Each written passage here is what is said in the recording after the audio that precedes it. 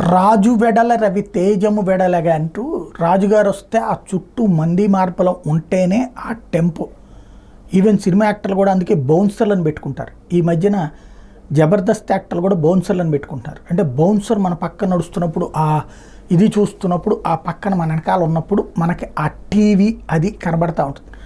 అట్లాంటిదే రాజకీయ నాయకులకి సెక్యూరిటీ అన్నటువంటిది. సెక్యూరిటీ తీసేస్తే డఫేదార్ పక్కన లేకపోతే కనుక అధికారులను పట్టించుకోరు, సెక్యూరిటీని లేకపోతే నాయకులను పట్టించుకోరు జనం.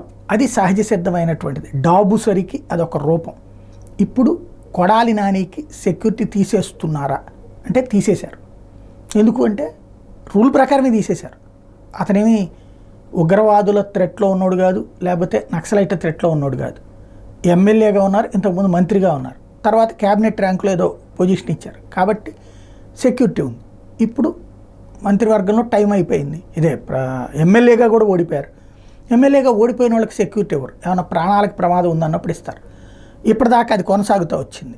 ఇప్పుడు చంద్రబాబు గారు ఇటు అధికారంలోకి ఇచ్చారు, పక్కన తీసేశారు. దాంతో ఇప్పుడు కొడాలి నాని ఏం మాట్లాడగలడు, ఏం చేయగలడు అన్నటువంటి జనం అబ్జర్వ్ చేస్తారు.